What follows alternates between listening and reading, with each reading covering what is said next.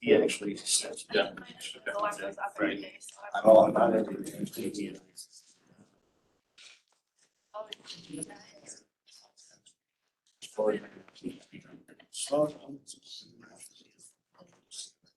yeah, good. Yeah.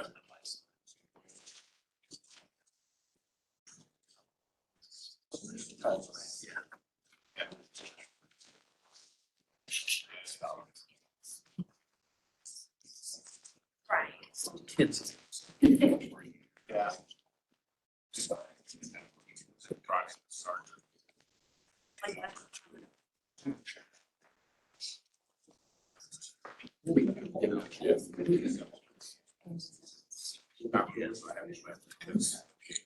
Well, good morning, everyone. Thank you for joining us today for the Douglas County Mental Health, Douglas County Homeless Initiative meeting. Welcome, glad to have you all here. Just a couple of brief announcements since we're doing a hybrid meeting this morning. We will have, I know we have several people probably online who are participants of the executive committee and the work group committee. If you are online and would want to participate in the conversation, please raise your hand. And we have staff that are monitoring for that, and they will let us know. And we will call on you and make sure that you have an opportunity to participate. I know that we also have people who would like to provide public comment today. We have a portion of our agenda set aside for that. And what we'll do is hold your comments until that portion of the agenda. And then you'll have 3 minutes to make public comments. I know we have several people and a relatively short time frame, so we want to make sure that we give everyone an opportunity to do that. So we will be watching for that both online and in the room. So I know that people have signed up. We appreciate that. If you are here for and do plan to make public comment, please do sign up if you have not. And with that, I will turn it over to Commissioner Lake for introduction. Can I just say one thing? For those of you who are not familiar with this building or this room, there's restrooms right outside the door. There's and refreshments back there, please.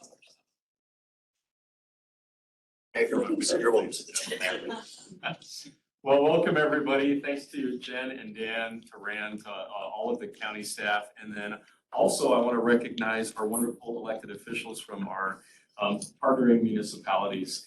It's really a pleasure and honor to be with you again today. As we know in Douglas County, nothing good happens without collaboration and positive work among all of us. Rising tide lifts all boats. And, you know, what's been really interesting about the homeless initiative in my travels as I go to metro area county commissioners, interact with other counterparts in different places where they don't have this level of cooperation, and certainly have a higher point in time when it comes to homelessness. You know, the city, county, Denver, many others sit on that metro area county commissioner board.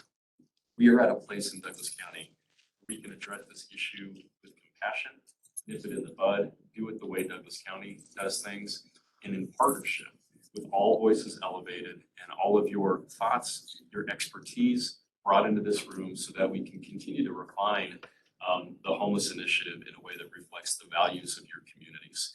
So again, I just want to thank each of you for being here. I know that we often say who is not at the table, and let's make sure that they are there. So far, we have had municipal representation, members of the faith-based community. Mike, you missed perfect timing. Good job. Man, I say that. I'm right. And then, of course, our staff, human services, citizen groups, members of, like I said, different law enforcement sections. But we also talked about making sure that we had increased representation from our new Board of Health, making sure that our EDCs, our chambers, our NIC, wonderful. Thanks for being here, Dan. Douglas County recently launched the Douglas County Economic Development Collaborative.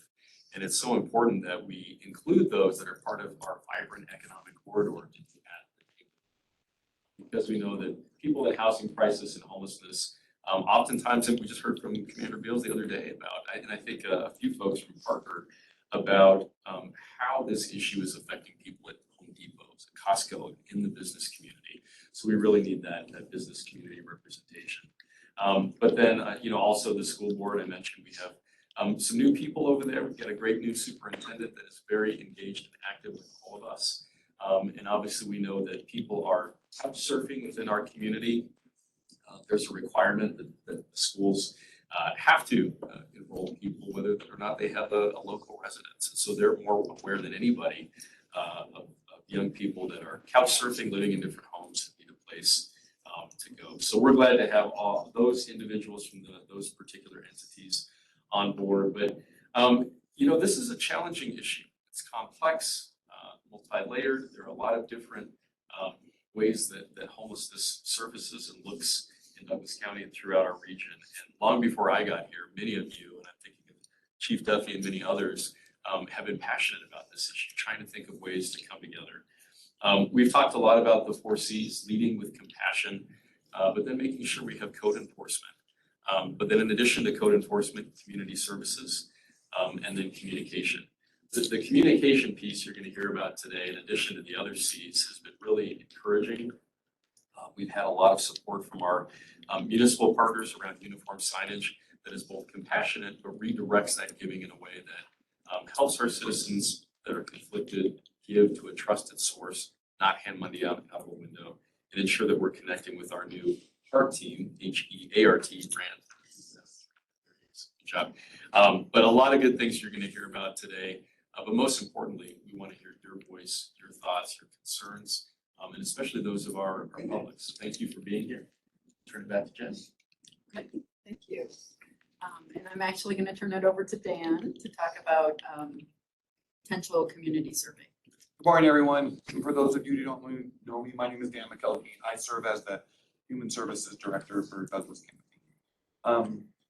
One of the questions as I travel around the county and talk to different people, I often ask what to do if I see a family panhandling in a supermarket, what to do if I know of a family or individual living in a hotel or motel room and their money's about to run out. We're asking questions very regularly.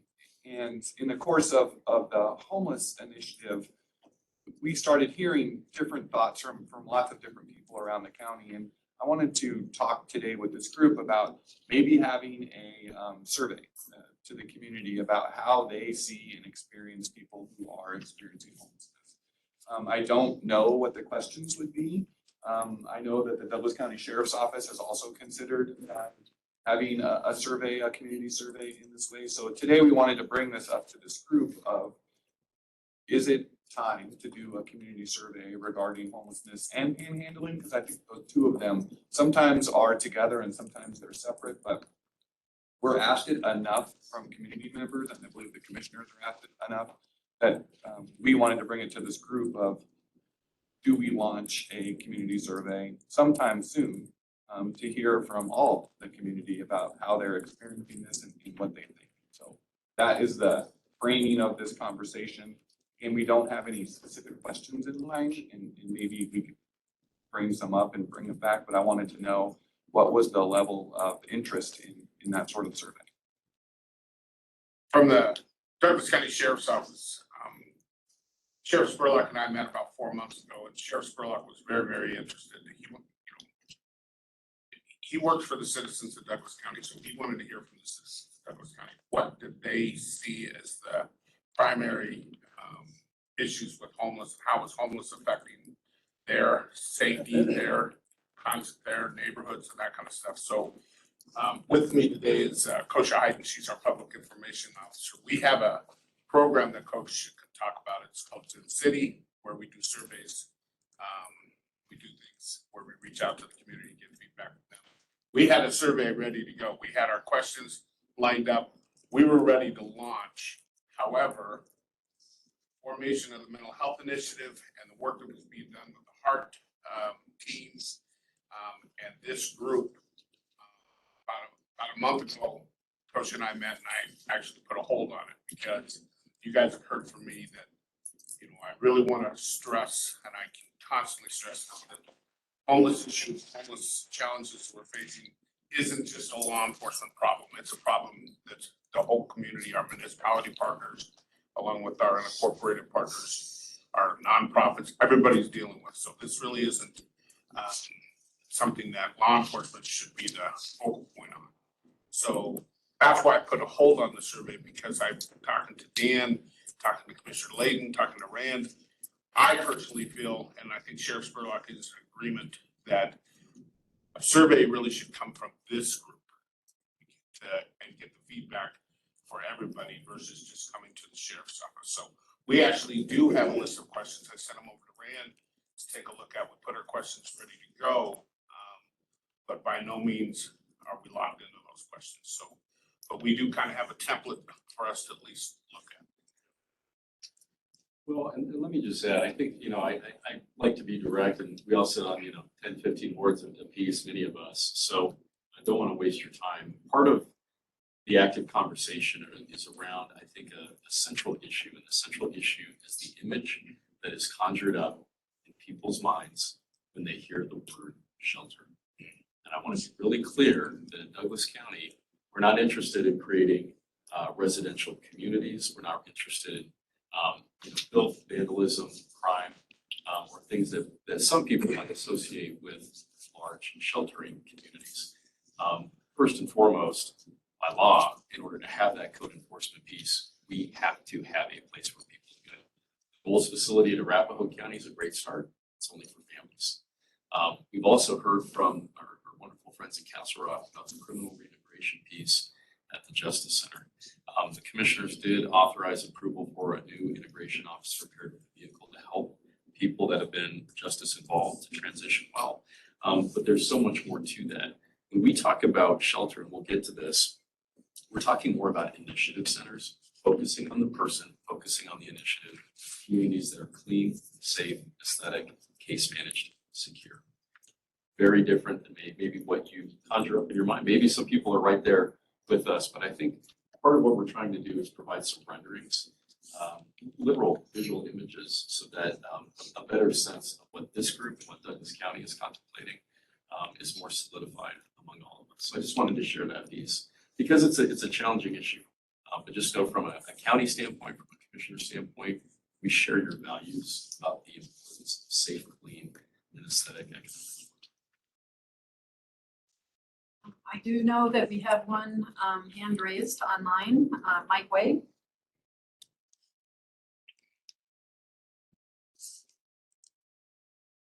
There we go. Can you guys hear me? I know I don't have mute control, so I think that. Yes, we can Yes, hear you. We can hear you. All right, awesome. So I apologize for such a quick early question in there. I think I just wanted to add in there. So this is Mike Wade. I'm the executive director of the Douglas County Community Foundation.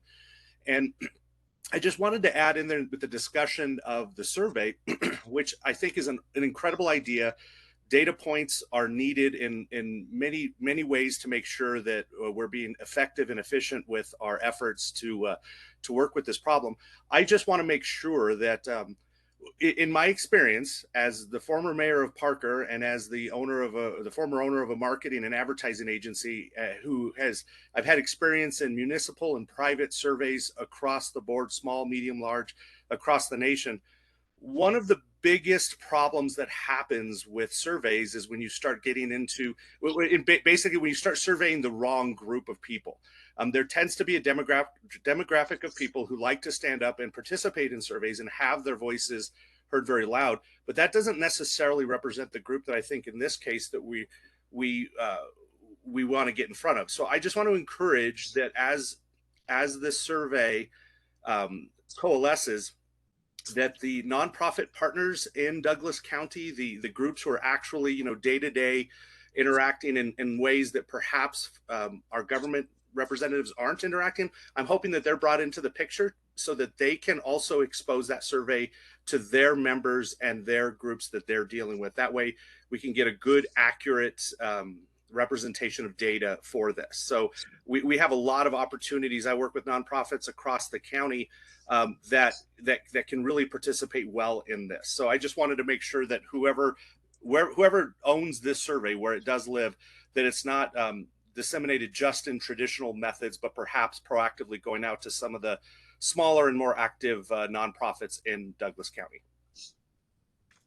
Well, and Mike, I think we would all be remiss if we didn't thank you and recognize the hard work that you do on behalf of the Douglas County Community Foundation.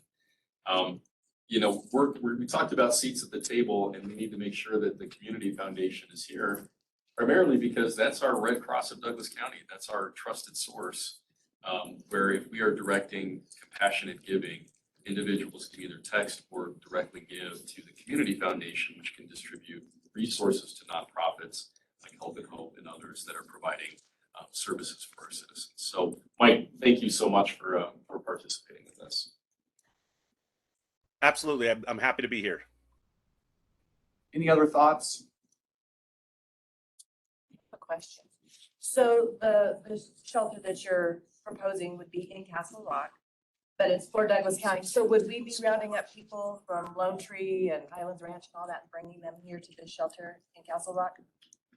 Well, let me be really clear. No decisions have been made about location, size, look and feel, where it goes. Candidly, we've had a lot of tours, a lot of discussions. Staff has worked to identify locations that make sense, that are non-residential, that don't impact communities negatively, but nothing official has been decided. So potentially that could be what happened. Well, you know, I think we need to have, in order to have the code enforcement, we have to have a place for people to go by law, but that's really the only parameter at this point. What law is that? So that's People versus Weimel. So you have to introduce yourself, sir. Brown CA. So there's a federal a case law, People versus Weimel. You can find it on the website, where there was a challenge with regard to code enforcement. And we've had an active conversation with retired Major Jack Briggs, who's a pastor, runs the Colorado Springs Rescue Mission. In the Springs, that really is what happens. If they see an encampment, if they see people, you know, in medium with kids, they will be approached, oftentimes ticketed or trespassed. But those tickets are not enforceable unless there is a location for them to go.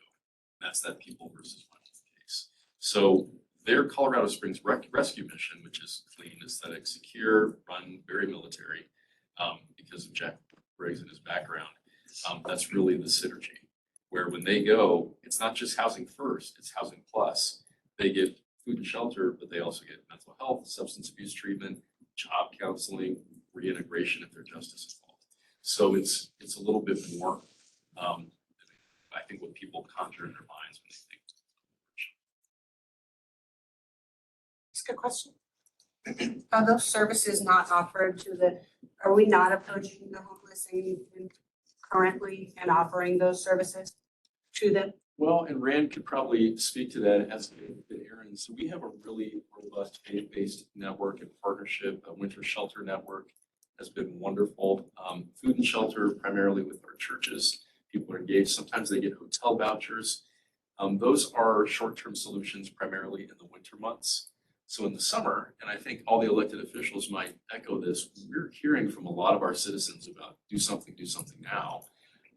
The winter shelter network does not have the capacity to address these issues year round in a systemic way that's more than just, maybe Aaron, you want to add to that perspective? Sure. So the Winter Shelter Network was created to serve women and children experiencing homelessness in Douglas County through a partnership of churches in our community. It operates traditionally from November 1st through March 31st each year, and is limited to women with children. So the shelter does not serve adult males. Excuse me. So that's a limiting factor, along with the fact that it's only during the winter months, which are the months that residents are more vulnerable than other months of the year. So as Commissioner Lee said, it's provided a tremendous service over the last 6 years, but isn't able to serve the entire population of residents experiencing homelessness. Thanks, Aaron.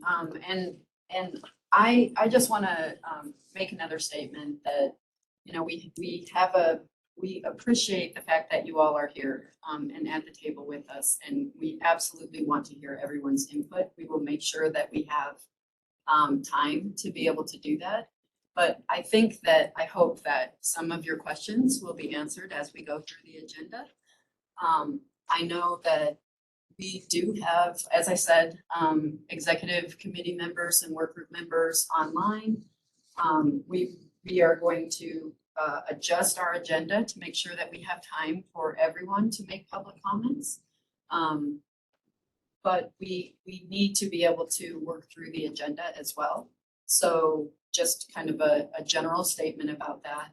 If you have your hand raised or you're in the room, on the executive committee, on the work group, please let us know. I'll see you in the room, but if you are online, please raise your hand. And as you're introduced, we'll ask you to state who you are and what organization you're representing. So. Well, and I apologize. You're gonna be mad at me, but I have to rush to the airport headed to DC at 9:30, and I feel like there are a lot of citizens and members of the public that are here and Absolutely. engaged. And I don't want to miss that, and I want to make sure that your voices are heard, maybe at the top. So with your blessing, I would love to just adjust public comment to right now. Absolutely. And go ahead, and if you want to just state your name and the organization that you represent, you provide that comment. I think that would help us if we're not familiar with who you are. But let's go ahead, and I know we had a 10 to 10:25 public comment. That was scheduled for 15 minutes. So let's try to, just out of respect to everyone, keep your comments to maybe a minute or two. So Commissioner Yeah. Layton, I do have, the only thing I might have as far as an issue is maybe Edwards has a short period of time. Do you want to go through the limitations of the lawsuit before we do that? Sure. Or- Okay. Sure. So- And then I will absolutely get to public comment, and I know people have signed up and they are signed up online as well. So we will just call people up as we go, and we will make sure we get to everyone. So we're gonna switch now to Amy Edwards, who is Assistant County Attorney with Douglas County. She has an update for us on potential implications of a Boulder lawsuit, and this really is something that is very germane to really the reason why we feel like there is the need for shelter to be available. So I want to give her an opportunity to talk through that for us. Good morning. Can everybody hear me? Yes. Great. So I am coming from you from Crested Butte. We have the Colorado County Attorneys Association annual conference right now. So I will be very brief so that we can get to public comment. If you could please go to the next slide.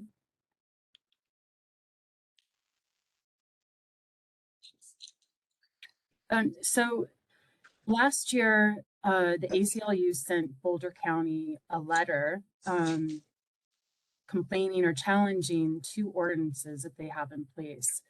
And that is a blanket ban and a tent ban. If we go to the next slide. And so the blanket ban is targeting individuals that use anything. It's anything other than their clothing to cover themselves while sleeping. The tent ban is any type of temporary shelter to maintain their possessions or property. And so there were 3 individuals that, were deemed to be unhoused residents. And they are now plaintiffs to this lawsuit. So ACLU sent this letter asking Boulder to, not enforce these 2 ordinances, and Boulder continued to enforce them. And about a couple of weeks ago, they filed this lawsuit. And so what they're alleging in the lawsuit is that we have 3 plaintiffs that are homeless. One is a female that has been living in her van with 4 dogs. And one of her dogs is a service animal and the other 3 are not. And so she would have to, in order to be eligible to stay in one of the shelters that does have a bed available, she would have to relinquish 3 of her dogs to the Humane Society, and she's unwilling to do that. And so they're alleging that she's not voluntarily homeless. The second individual works 3 to 11, so he does work, is a Navy veteran, and the shelter has about 160 bed capacity and it fills up. But in order for him to get into the lottery to be eligible for one of those beds, he has to be present at the shelter between 5 p.m. and 7 p.m. And that's not possible for him because he works 3 to 11. And then the third individual is also a Navy veteran that has some mental health issues, that he doesn't feel comfortable being in a group setting. And so due to his mental health issues, he doesn't find that that's an option for him to be placed in the shelter that has available beds. And so what's interesting about this is currently the 10th Circuit, so that's the circuit that we fall under, hasn't addressed this issue on point, but the 11th Circuit has upheld camping bans so long as there are shelter beds available. So it doesn't take into consideration how many homeless are, present in the county. It's just if there's a bed available, then law enforcement can enforce the ordinance. The 9th Circuit is a little different. And this is where I think the ACLU is relying on the 9th Circuit. The 9th Circuit says they're saying that you have to have, not only do you have to have available beds, but you have to have adequate beds to support your, I guess your estimated homeless population. So it's not just enough to have an available bed. You have to have enough, you can't turn anybody away. And if you don't have that, then you can't enforce it. The municipality can't enforce. So right now, if we go to the next slide, these are the claims for this lawsuit against Boulder. That they're alleging that it's cruel and unusual because Boulder's criminalizing homelessness. The state is creating a danger because due to the shelter is closed from 8 a.m. to 5 p.m. So there's no day shelter. And so if there's inclement weather, they will be they could be prosecuted criminally or ticketed simply if they're trying to shelter themselves by putting a blanket or something or a sleeping bag, because that's violating the no blanket ban. And then the right to use public space. They're saying that everybody has a constitutional right to be on public property, and that if they're in a sleeping bag, so be it. And then they're relying on the shelter availability that the 9th Circuit held this is the only way that you can actually enforce an ordinance. So if we go to the next slide, this is my last slide. So right now, under the 10th Circuit, our law that we need to follow is that as long as we have beds available, then we can enforce a no camping ban. However, however the court comes out on this case in Boulder, it could change if we end up being more like the 9th Circuit. So it's an interesting case that we'll have to definitely watch to see, because I think that will certainly impact if we do decide to provide shelter. We may have to rely on our point in time, or something that shows what we are guessing our homeless population to be in Douglas County. And so, does anyone have any questions or comments?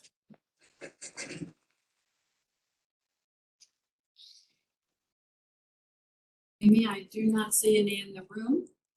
Okay, I have just one last thing. Commissioner Layden had, asked that I provide, I love that that you're looking to have uniformity across our different municipalities in Douglas County. And so I've been working with the other attorney offices and the other municipalities to create a chart with all of the ordinances that we have, in sort of to look to see if we can partner and have a uniform like codes dealing with this particular issue. And so that is in process, and I'm at this conference with all of these county attorney offices with their representatives. So that's something that I've already put out, and we're planning to have a work session here. We're here till Saturday, and so hopefully we'll have something that's accurate and complete to provide to you during our next meeting. So Amy, that's all I've got. Can I ask you one quick question? Has it ever been addressed on, when we talk about homeless here in Douglas County, just for an example, just January through May of 2022, in the contacts that we've made within by our patrol division, we've made 114 contacts. 96% of all the homeless that we have contacted are not from Douglas County, are not residents of Douglas County. They're either travelers coming through the county, or they're from Denver who have migrated down here temporarily and eventually, and we try to get them back up to Denver. So has that ever been, and then our jail is pretty much the same. We've had 182 come through our jail in the last 5 months, but the vast majority of them, 86%, are not from Douglas County. They just happened to commit crimes in Douglas County, were arrested, released. They were homeless coming in, they were homeless when they left, but they're not from Douglas County. Has it ever been addressed in these lawsuits on what is classified as how we would count homeless? Not how we count it. In this lawsuit, the ACLU, they do rely on the point in time. And they say that that is, critically underestimates the actual homeless population in Boulder. So they're estimating their population of homelessness to be between 1,400 and 4,100. And they just in the last year, they've seen a 99% increase in their homeless population. And so they actually, one of their processes or their criteria, that's the other thing is in order to get into one of the shelters in Boulder County, it's a very restrictive process. So they have a screening process, and they have different paths, the housing focused shelter, which is more long-term, versus navigation, which is short-term, versus you only are eligible for intervention services.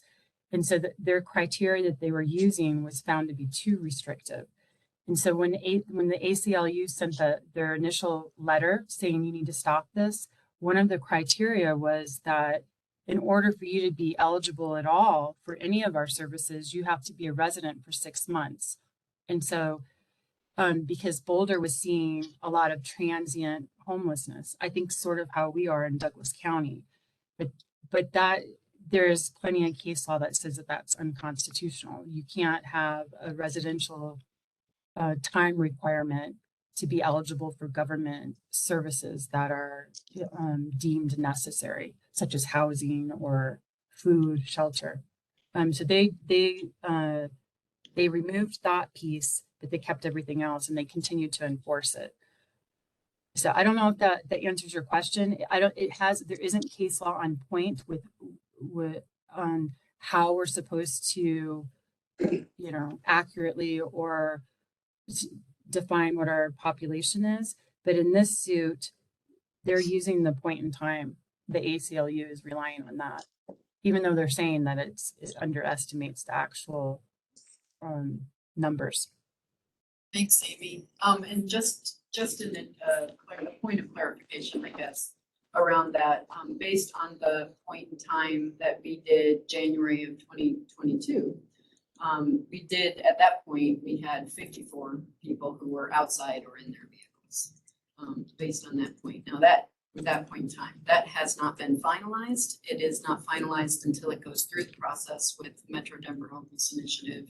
And they compare that to the other jurisdictions to determine where actually did the person spend that night, that evening. So we'll get that finalized probably soon. It should be within a month or so, I would expect.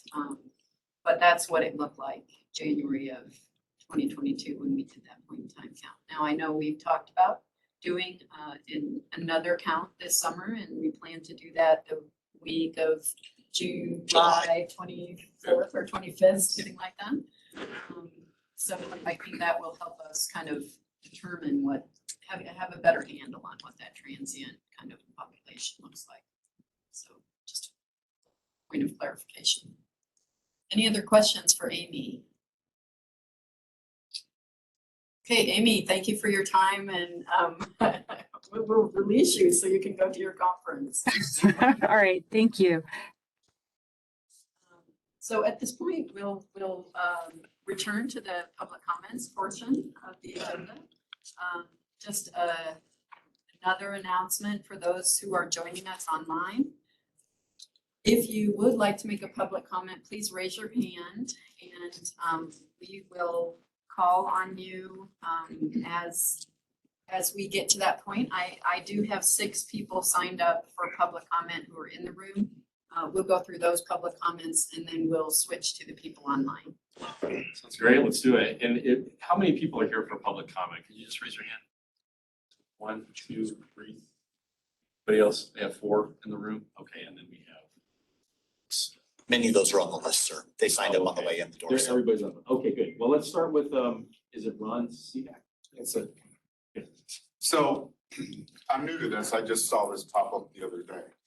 I was hoping to get some more information about the plans before it goes for public comment. But what I will tell you is I'm a taxpayer, a homeowner. I elected some of you elected officials, or maybe voted against you. And I pay the salaries of some of you Douglas County and city employees. So thank you for inviting me here. I'm going to be looking for a couple of things out of this. In my travels for work, I've traveled to places like LA and San Diego, and over the last 10 years, I've seen how initiatives like this tend to be magnets for not solving the homeless crisis, but creating a homeless crisis. You go to LA now, and Venice Beach is a sea of tents, right? Right now, we don't have that in Castle Rock, and I pay, pretty good taxes to not have that work my life to live in a community. So I'm going to be looking for any answer from this where you guys explain to me why it will not become a magnet for the whole metroplex in Denver County for people to come down here to an affluent neighborhood and become homeless on my front doorstep in our town.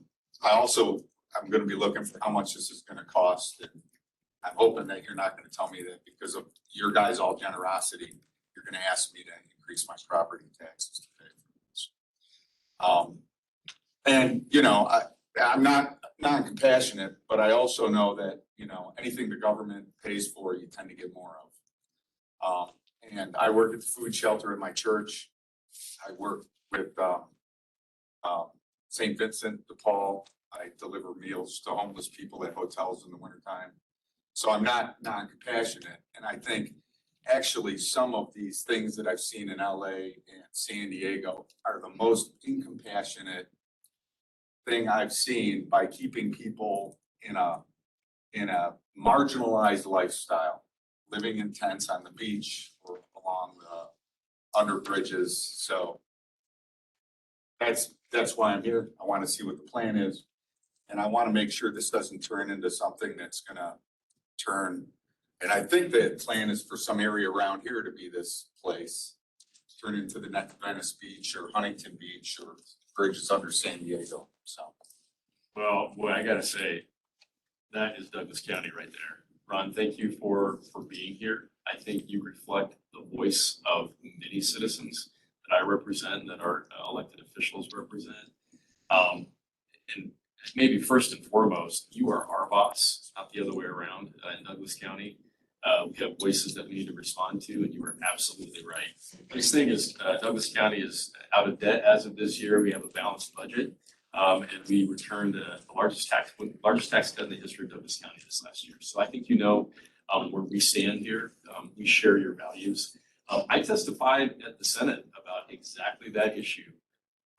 I refuse to see Douglas County become like those major metropolitan areas where citizens have become victims of their own compassion.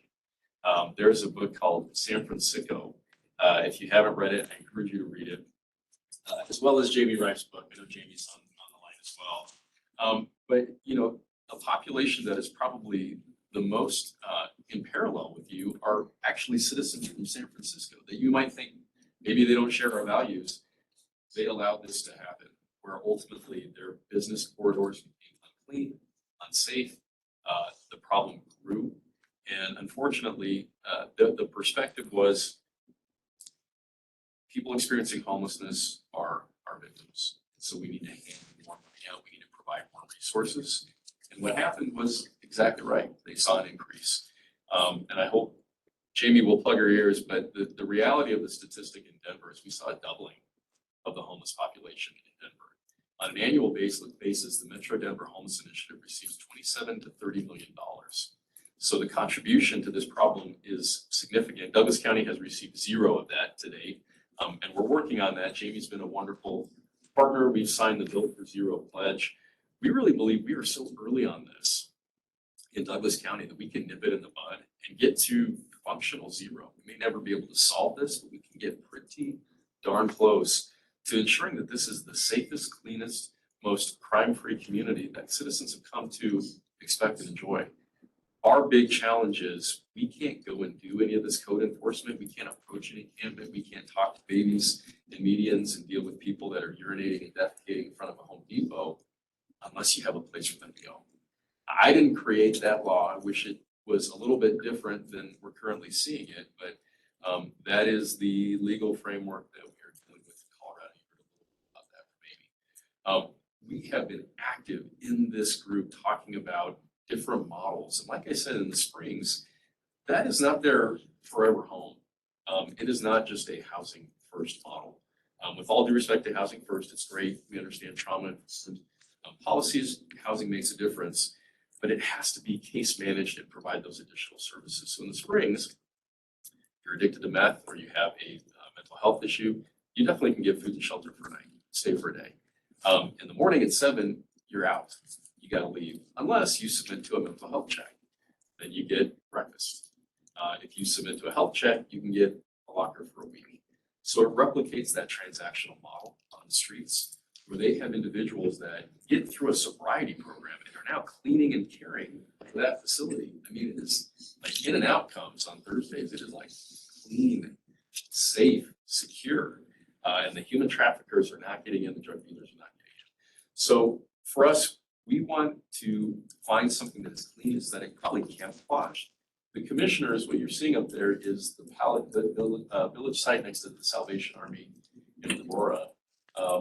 We visited that and you can't even see where it's at. I mean, you can see it from there, but it's tucked away in an area that is far away from residences. It's in an industrial sort of warehouse area. It's secure, and you can't even pop them up unless it's case managed. So this is not somebody's forever home. Our view here, we've talked about there has to be a job requirement, there has to be a sobriety requirement, and it's not indefinite. If you're not meeting those requirements, you wouldn't be able to stay. So it is so night and day from, I think, what you have seen, what I have seen in LA, New York, San Francisco. Sir, I cannot promise you enough how much I am aligned with your views and want to ensure that your tax dollars are going to the right place. That is I absolutely promise you, I share your views. Just So, yeah. one comment. Yeah, please. Every one of those cities, they were gonna eliminate the homeless problem when they started those initiatives too. So, I'm gonna do a little differently. Who else? Okay, so we have, and thank you, Ron, for being here. I know this is a tough time of day. It's a weekday in the morning, so thank you. Lori Bellamy. So I have a couple of questions. The first one is going forward. I know that this is all still in the infancy stages and planning. I have concerns on how I found out about this meeting. I don't feel like the people of Castle Rock really even knew this was going on. So going forward in this planning, will there be more public announcements? So you will be able to hear from the community. I love that question too. This is why I love our citizens. You're right, you're informed, and you do exactly what we believe is appropriate. We want to be the most accountable, transparent government in the state of Colorado. We've had 42 live town halls in a year and a half. It's 44 actually. In a year and a half, thousands of citizens engaging. We have a public website. All of our meetings have been pushed out. They've been made public. They're recorded. So anybody can access them. And then we also try to invite representatives from each municipality, all of our partners, so that they can share that information out with their respective town councils and city councils. We're still working through the kinks of that to ensure that all of that information is shared well, but I assure you, I think the municipal partners here have the best intentions of providing that information. And I'm thrilled to see Mayor Gray here because I want to make sure that he gets every question answered and every perspective shared with him so that he's up to speed and his council is up to speed. And I want to acknowledge Tim Dietz has been here from the beginning, passionate, committed, learning, and engaged with us. So we do have some great representation, Castle Rock law enforcement, faith-based partners and others. But I want to make sure we're doing a better job of that so that you get the There's a really sophisticated social media network within Castle Rock. I'm sure all of us have probably seen it.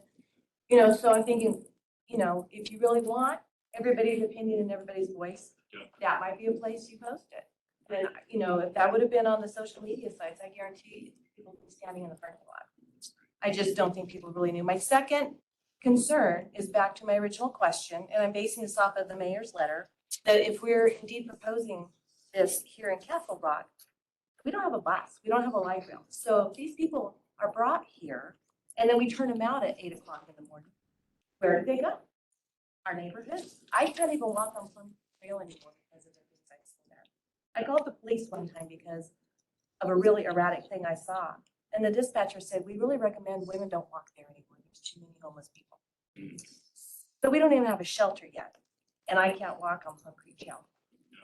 Now, do we want that in the park? You know, Festival Park is beautiful.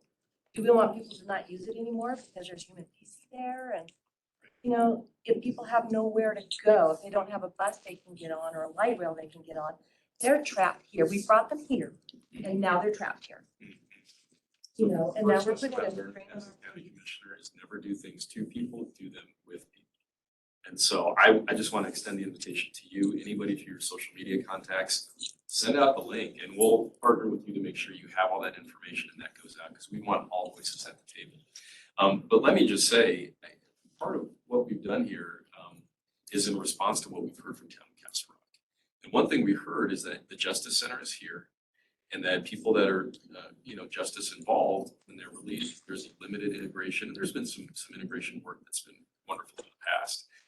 But many are leaving and end up in places that don't necessarily want them to be because of lack of transportation and resources.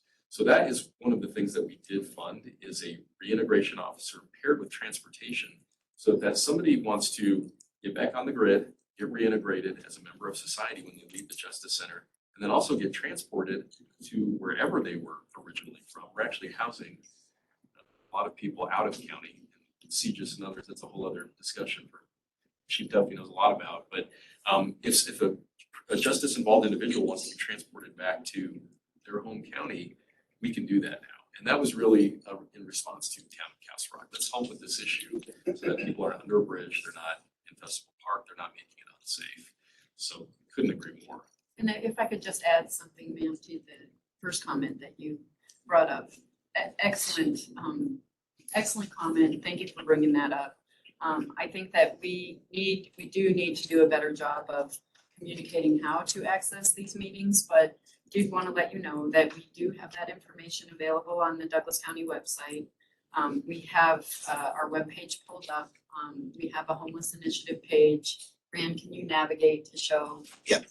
So under the homeless initiative page, there is a page for meetings and membership. And the membership really includes a list of all of the people that are on the executive committee in addition to the work group. And I appreciate that. It's just most of us don't even know to go there and look for that. I understand. None of my neighbors and friends knew that there was a homeless initiative even going on.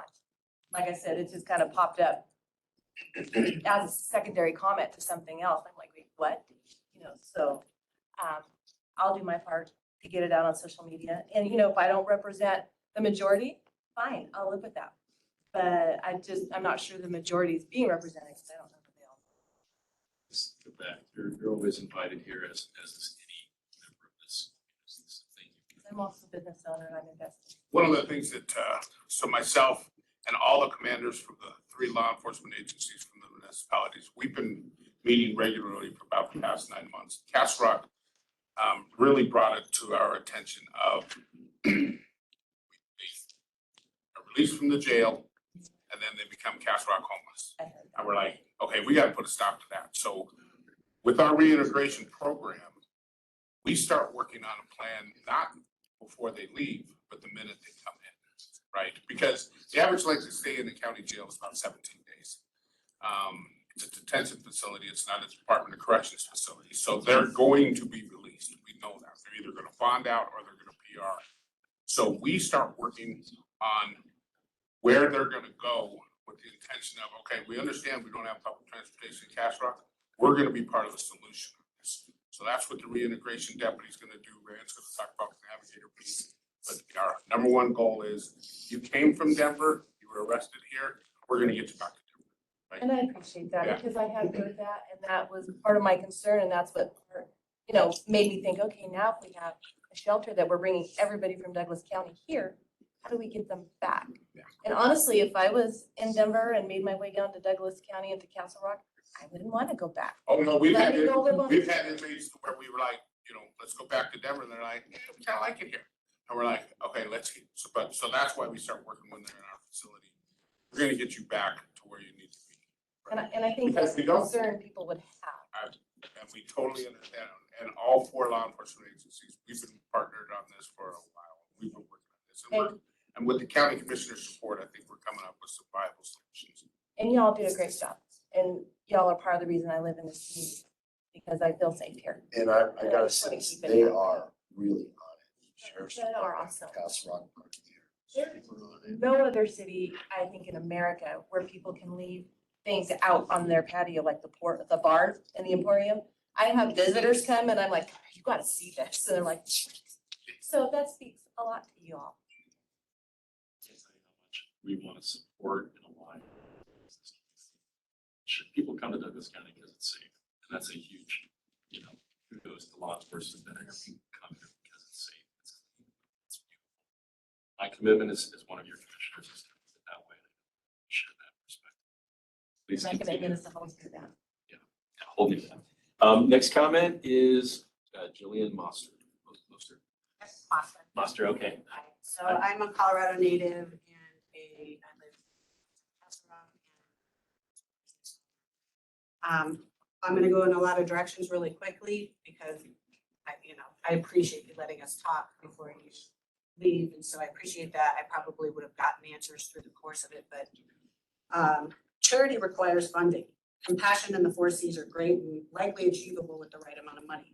But how do we achieve these goals without a long-term financial roadmap to achieve these goals?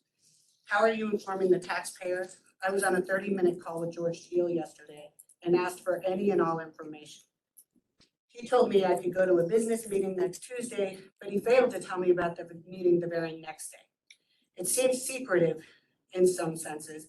Everyone that I've asked, and everyone that I have asked, has had no idea that this was even up discussion. Can you show us a cost analysis on this proposal? What is the budget?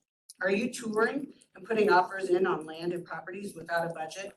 Where is the public information on the proposed properties and their price tags? If you fund this with Tabor or a surplus for 2022, how do you fund it thereafter? We're at the doorstep of a possible recession and inflation is crippling many of your constituents. Costs are going through the roof, so isn't it irresponsible to spend a surplus when we may end up in a deficit?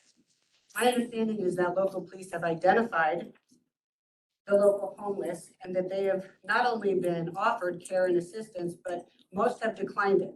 They have a new program for transportation to transport the homeless that want moved already. So if we move them to a new camp that they don't want to be at, what will stop that costly cycle of continually moving them back? I was told that when asked, the majority of the local homeless say that they come here because it's safer. Well, safer than what? Safer than homeless camps that are in Denver? All camps have the potential to be unsafe. Because unfortunately, drug use and violence are an unfortunate part coupled with our homeless society. We are proposing setting up camps to dump people into that don't want to be there and now are surrounded by other homeless that they were coming here to escape from to begin with. Again, I ask, how are we at the point of negotiating land and properties without a budget and no fiscal roadmap on how this fits into our budget? Affordable and fiscally sustainable without the threat of raising taxes ultimately. We keep hearing handle this with compassion. Camping bans are arguably a greater disservice to the homeless, potentially increasing fiscal stress with fines and the constant cycle of moving people to get help that have made it clear they don't want help. I don't know the answer, and I don't think anyone has the full answer right now, but all answers come with a cost, and I'm afraid we're discussing writing checks we can't cash that will ultimately create more fiscal stress and ultimately may create more homeless by adding new taxes and a greater fiscal burden. This must be discussed, and I urge that we don't create, but I do urge we don't create a program that we don't have the means to achieve financially without new taxes. Sorry, lots better. I'm glad you're raising all of those, and Jillian, thank you for being here. We're considering all of those issues, frankly. In Douglas County, our sales tax revenue is up 23%. You've all seen your homes appreciate probably through the roof. Our average cost of home in Douglas County is $700,000. One of the many reasons for that is because Douglas County is clean, safe, it's beautiful. When we talk about our budget, so right now, nothing from the general fund has been appropriated for this program. We have $68.2 million in ARPA funds. The American Rescue Plan Act, that was provided from Congress to Douglas County post-COVID as a COVID recovery mechanism. All counties received some measure of ARPA funding. So we have been using ARPA funding really to address this and launch the immediate needs for the reintegration officer, the transportation, and the HART team. So none of your tax dollars, although it's federal tax dollars, we don't really have as much to say about what Congress does. Right. But we will continue to remain a county that is that has a balanced budget that will continue to lower your mill levy and return your taxes back to you. This is a very healthy county. But what I'll say is, from a commissioner standpoint, just doing this for 4 years, and many have done it much longer. When home values appreciate, that increases the revenue that our county receives. If our county begins to have a reputation problem, if we're unsafe, if the values of the homes go down, then suddenly it really is a budget problem for the county because the revenue that we're receiving isn't at the same level. So for our citizens, it is sort of chicken and the egg. If as commissioners and as a community, we partner to keep the community clean, safe, and aesthetic, your property values will continue to go up, we'll continue to stay out of debt, and we'll lay out a budget that is transparent, accountable, and public. I want to add that this is a bipartisan group focused on expertise. This is not a political group. And I think this is such a touchy issue. I think it's really easy for politicians to capitalize on information here, and manufacture outrage for their own political gain. That really is a detriment to what we're trying to accomplish here. Our focus is on learning from each other in a bipartisan, collaborative way, doing what you expect as a business owner, as a citizen. That's it. So I think a lot of information got disseminated before it was really even ready for prime time. Like I said, I think you thought that there were encampments going up overnight, and there were no decisions that were made on that level. Is there a budget? Is there a budget? Have you guys done a cost analysis? And Yeah. so the money that you speak of, Yeah. is that comes to us every year, or that was a grant that was given to us, and when that dries up, then what? Yeah, so the 68.2 million in ARPA funds, that's one. So you're right. So when we think about ongoing expenditures, we will have to have a very concrete thought process that's strategic around budgets and what this looks like for all of us. But we're not even at that point where we've established what our funding priorities are and what needs to be funded. So right now, like with the pallets, for example, that's a good use of one time. That's something you pay for, you can store them, they're collapsible. They can be put up in 45 minutes and then they can be taken down. They can also be used for storage, or if there's another bomb cyclone, people can be, housed there. So it's multi-purpose. I think it's a good investment for the county, but that's a one-time and then we keep them. If we have ongoing costs with like the art team, for example, we'll have to think about from a budgetary standpoint, how we manage those ongoing demands on our finances. So I think we're right there with you. Yeah. We're just not there today. Right, no, and I appreciate that. Yeah. So ongoing costs, so you guys would be providing, nourishment, amenities. So there are a lot of ongoing costs, and with inflation, those costs will continue to rise as well. And so I guess my concern is, and I do appreciate the whole property taxes and all that. I'm a broker. Yeah. So I'm very, very well versed in that. My concern again is just, my understanding is that we already are touring and discussing possible purchases, multi-million-dollar purchases. How do we even get there without a budget and without a fiscal roadmap, making sure that, we bought this $4 million property, but we don't even know if we can sustain this program past a year, past this table. We voted for you guys to keep that, but we don't yet have a seat at the table to discuss how it's spent. We got a lot of taxpayers that are struggling right now with inflation. People that can't afford to drive to work because of gas costs. A lot of our taxpayers are unemployed currently.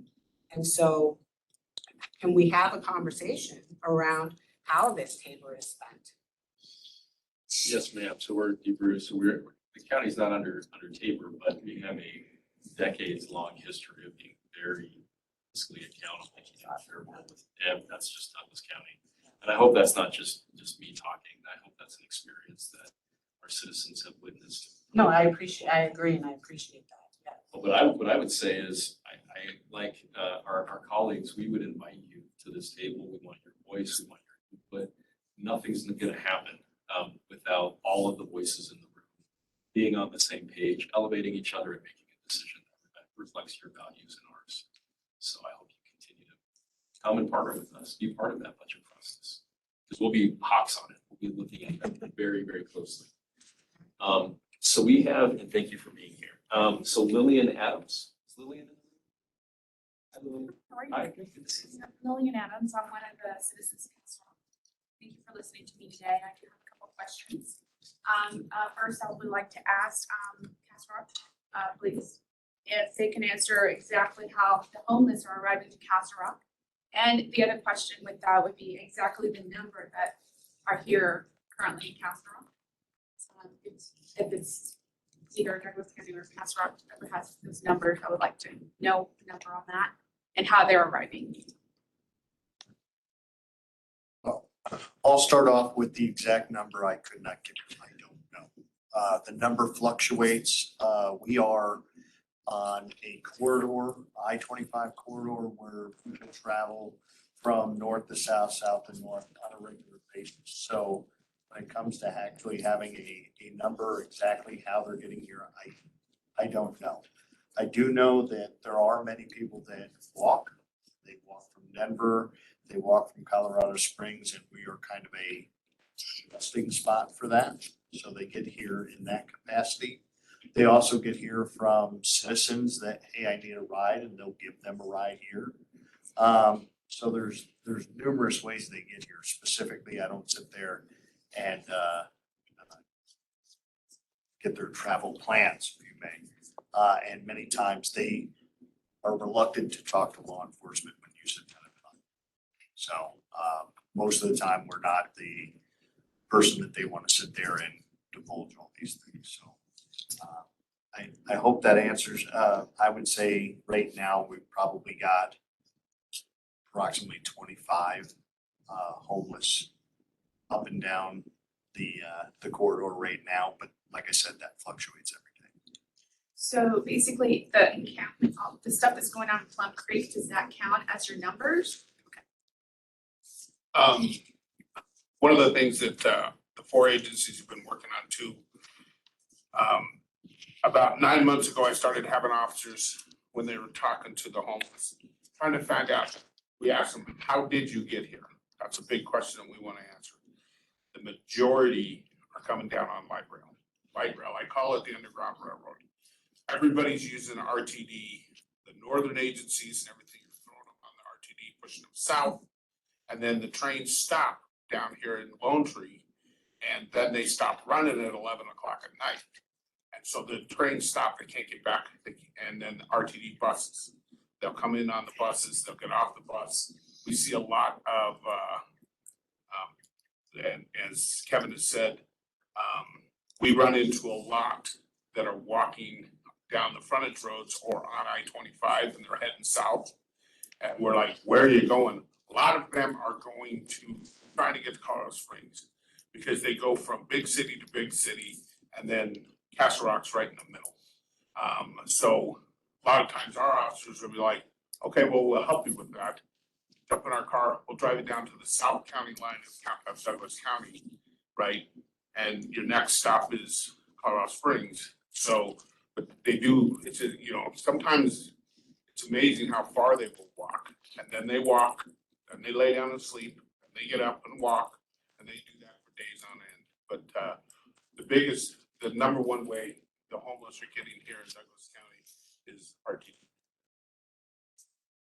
And then the other question would be for, we're talking about some winter programs. I just wanted to find out how difficult it is to do summer programs. Is it just money issues that causes the summer programs to stop, or?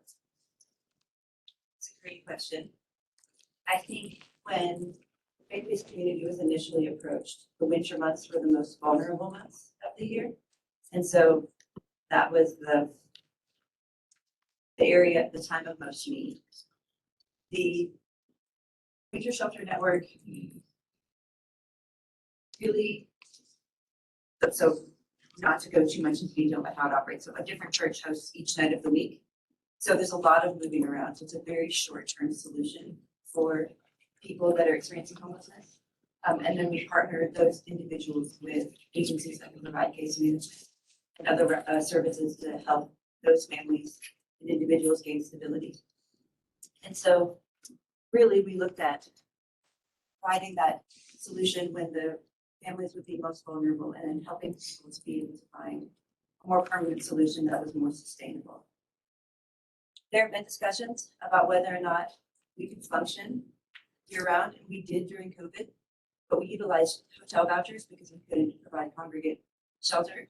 And that brings up a whole new group of issues because we weren't on site with the individuals and we had less access to them.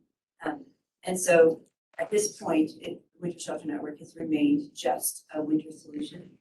And honestly, if we were to look at from a need perspective, the attendance has been fairly low because we don't serve adult males. So it's not a solution that is able to really fully address the conversation that we're having. Thank you so much. And I'll end it with just a comment. As I have experience, I mean, I've seen and I'm hearing right now, I mean, we're talking about very low numbers in Castle Rock. And so I believe that the government's job is not to resolve these homelessness issues. It is at the community's job, okay? And so the community and the faith community should be very engaged, as also all these organizations. So this initiative really sounds like potentially could just be very problematic. I mean, we're gonna continue having the same issues as Boulder. So, I mean, I don't think that this initiative will solve any of these issues. I mean, they're talking about 4,000, we're talking about 25. So, I just wanna let you know that, how, as a citizen, I feel that Castle Rock should not be fitting bills and should not be, hosting any of it.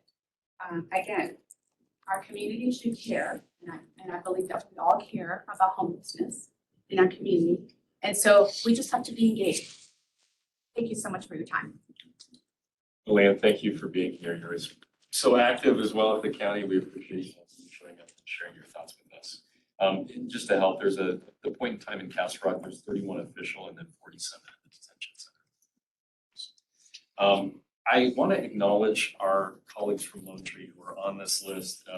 The new and wonderful city council member, Marissa Harmon, and of course, Commander Beals.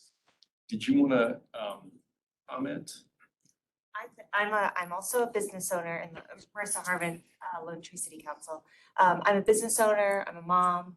The number one thing that I know is most important to me is the safety of my kids. So I am very happy to have a seat at this table. I think that we have a lot of solutions to sift through, and I know that this table, that we are capable of doing that. So I want the public to know that you're heard, your voice is heard, your interest in your comments will be valued. So thank you for giving us a spot here, and our partnership working together, I know that we'll be able to come up with some solutions. Well, I always tell your mayor, I hope this is true, that Lone Tree is sort of the beautiful welcome sign to Douglas County, being at the northern periphery. And you see a lot of travelers that come south from Denver, and I know you're interacting on this issue in a really significant way. And you've already done a lot of great things in Lone Tree for a while. So thank you for your work, Commander Beals. My name is Tim Beals. I'm a patrol commander for the Lone Tree Police Department, and I simply signed the wrong piece of paper. I'm happy to be here and be part of the solution, so. Okay, and I know we have a few folks online. What I should do is, I'm gonna add my direct cell phone number to the chat, and I'm gonna try to stay with you on my commute and just listen in. But I know we have an Ann, is it Ann Rapera or Raposa? Online? Probably just take a moment. Okay, in the meantime, I'll just say it out loud. And I never, like I said, I don't need any formality. You can text. I'm a bad emailer, but a very good texter. My direct phone number is 720-795-2734. And just reach out if you have any specific questions of me. I know our staff is also incredibly competent. We're ready for that comment on. You are, okay, okay. And yes. Could you run through that phone number one more time? Yeah, it's 720-795-2734. That is my direct personal cell phone. Fastest way to get a hold of me is just text me. So respond. You should be unmuted.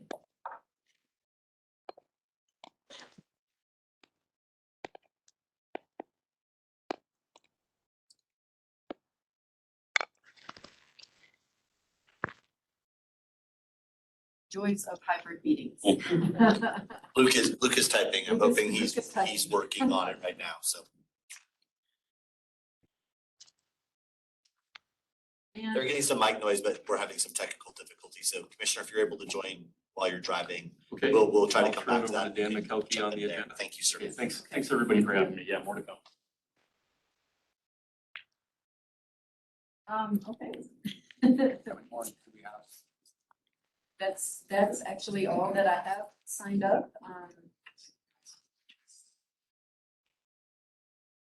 And we'll get back to Ann if Ann is able to, we're able to remedy that microphone situation. I'm not sure if we're back yet. There's the typing. Is there any other additional public comment in the room? Hi, everyone. I'm Megan Tran, and I work for Douglas County School District. And I really also want to highlight a massive problem we have here in our district, where there's families experiencing homelessness. Currently, we have grandparents who lived here 50 years, and they are experiencing homelessness. They have a special needs grandson. They cannot get shelter anywhere in our county. I have a high school senior, affected needs. He is not going to be able to graduate from his high school in Douglas County because his grandmother just happened to find affordable housing outside of our county. And I feel like this is a massive problem, that we have residents here for many, many years, that we have an obligation to help them find sustainable housing. It is not, in my opinion, okay for children to be sleeping in cars, to be camped out with other relatives, neighbors, not feeling welcome. It is a huge problem that when we're addressing homelessness, we really need to focus on families and finding long-term solutions. Winter Shelter Network is absolutely amazing. I wish there was a way we could see that go 12 months out of the year and have a model where we could keep families together. Over 400 students that live here that aren't sheltered. It's just so sad. And right now I'm like making the phone calls to see who will be eligible next year. And all I hear is there's no affordable housing options here. So there's a way to address that problem. It's not getting better, it's just getting worse. And I love that, you all showed up today because you're passionate about homelessness and that we can find a solution for everyone to be able to have a home in Douglas County and not be pushed out to Aurora or Denver or the Springs. The district just can't provide that kind of transportation. I had a student on the basketball team housed in Denver, and the school district refused to give them a bus to get to and from practice. So then I was giving them gas cards, and that was quite problematic, to be honest with you. And that student loved it. It was like an amazing experience for them. So let's find solutions that students like that, we can keep them here in our district. Thank you. Thank you.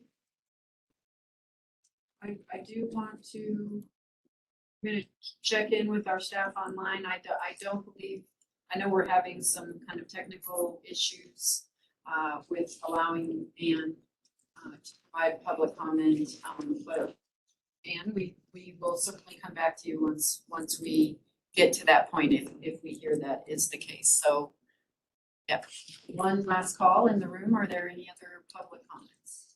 Pam? Pam Riddler with the Castle Rock Chamber of Commerce, and we put this in a letter, but I wanted to make sure in this group, knowing from the Castle Rock Chamber business community side, is there are concerns. We've had a number of people here talk about that they've got businesses.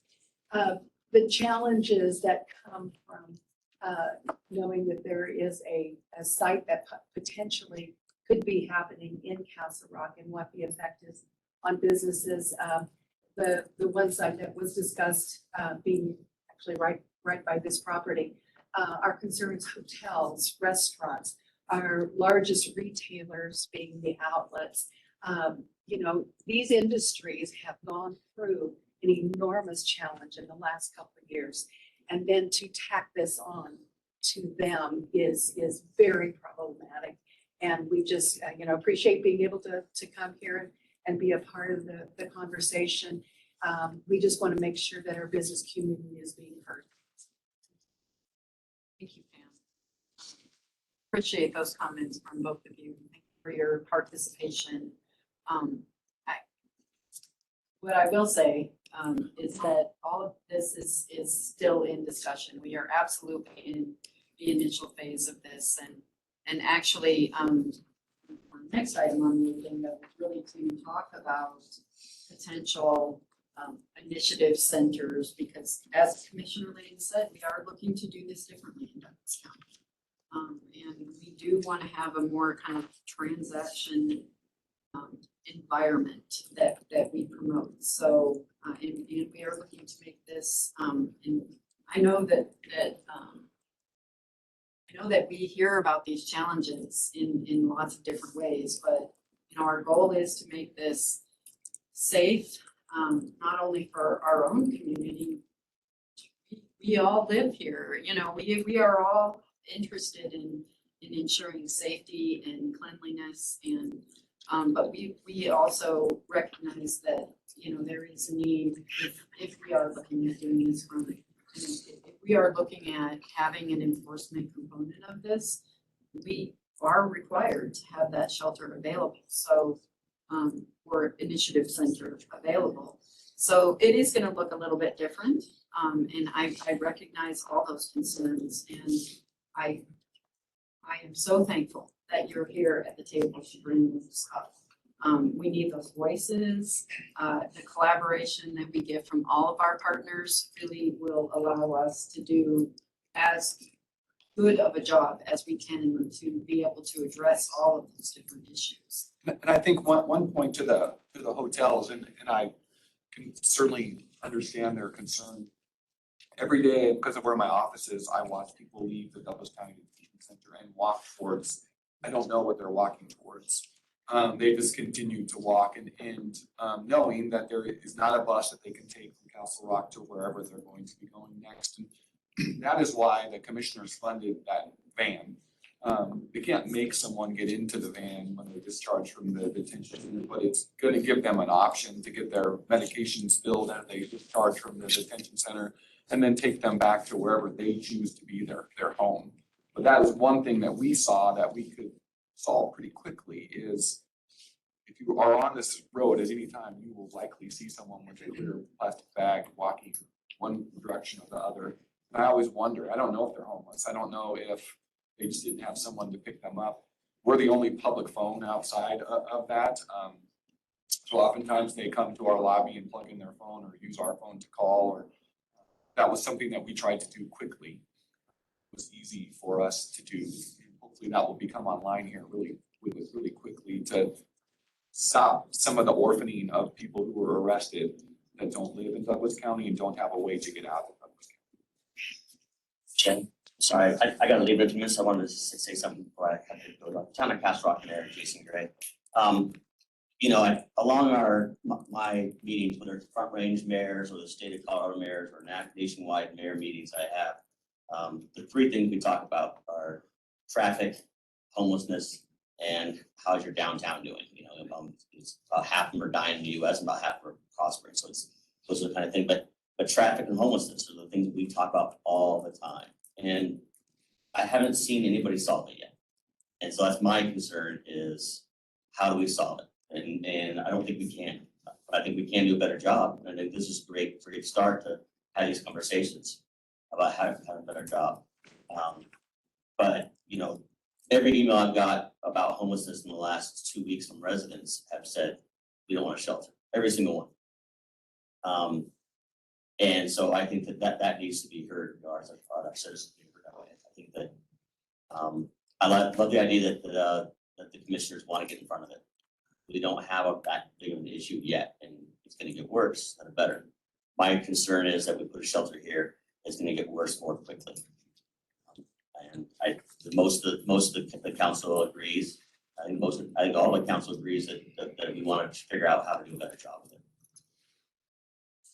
But you know, that being said, I think that you know, it's a nationwide problem. No one has figured it out yet, and it's tough, and it's very, very sad and challenging. I think that we all want to be compassionate, but we all want to make sure that we don't. Sometimes when homelessness creeps in, the next thing you know, it's a floodgate, and we don't want a floodgate. And I think that that's a concern for our businesses as well as our crime. So it's just something we need to be aware of. I appreciate everyone coming. It's really nice to have everyone here. I'm sorry that I have to leave in 5 minutes, so thanks. I do think that one thing that is true, as Denver does become more aggressive in the way that they police homelessness, especially around the downtown area, those folks have to go someplace. And we are seeing some come here, seeing some go to Aurora, you're seeing some go to Lakewood, but as Denver does become more aggressive in their policing, especially in the ballpark area, we are seeing people migrate. There's no question of that. Which is what's trying to make their downtown more vibrant by dispersing. And I think definitely something to keep in mind. I think Mayor Gray, you bring up in my mind, what is the right balance? I think that we want to protect and encourage the businesses that we currently have, protect that kind of safe environment that frankly Douglas County is known for. And the population of homeless people that are, who are moving for whatever reason they're moving, they see that, recognize that as well. So I do think there's a balance here, and we once again appreciate everybody being here today. Commissioner Layton's on the line, who'd like to respond. Oh, yes. Commissioner Layton, can you hear us or can you? I can see you and I can hear you. Oh, we can hear you too. Yeah, perfect. Oh, good. Well, hey, I just wanted to thank and acknowledge Mayor Gray and Pam and members of the business community. And just again, reiterate that we share your values 100%. I think one of the most pro-business things that you could do is keep a seat at this table and support the Douglas County Homeless Initiative. We do not want encampments. We don't want crime. We don't want filth. We don't want danger for our communities. But I think what we heard loud and clear, again, from our legal representative, from Amy, is that if you want to be able to do code enforcement, address, people that are in your parks or in front of your Home Depot or in front of the King Soopers, you can't really do that unless you have a place for them to go. So I can't reiterate that enough, that the code enforcement piece comes with, you need a location. So I hope you'll continue to just walk through this with us in a way that is, again, clean, safe, aesthetic, case managed, secure, and markedly different from maybe the image that you're hearing from citizens about what a quote unquote shelter normally looks like. I share their view. I don't want to see that kind of situation pervade in Douglas County either. So I just want to assure you, you couldn't have a more collaborative or more willing partner in the county and in this homeless initiative. I think we hear you loud and clear. One of the things I wanted to add to mayors, I'm a resident of Castle Rock, so I've lived here for 25 years. I love this city. The good news is, and this is more for the citizens of this room, the good news is we are so far ahead of the curve here in Douglas County than some of our other areas, because when you talk about a city like Boulder that now are saying they have 4,000 homeless, well, that didn't happen overnight. That crept up on them over years, that nobody came together and started coming with the solutions. So the good news is this county, this group of people here, everybody's come together. The municipalities have come together before this thing gets out of hand. I'm a very hopeful person. I am confident. I agree with everybody's statement that we can't solve homelessness, but I am 100% confident with the partnerships with our law enforcement agencies, our municipalities, and the vision that everybody has. We can keep this under control by putting measures in step before it gets out of hand. And it's not out of hand yet, but in the last 9 months, Dan and I have been talking about this a long time. It's getting worse and worse and worse. So now we're getting in front of this before it gets to where there's no solution to this. And so I'm 100% confident, as long as we continue to work together, that we can make some very, very positive strides in this county to keep this county the type of county that we've all come to love, a very safe and productive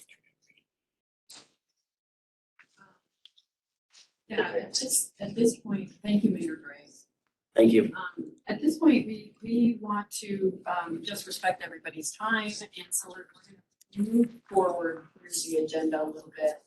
We want to talk about, we have talked about the reintegration officer that the commissioners have funded through the ARPA funds, actually.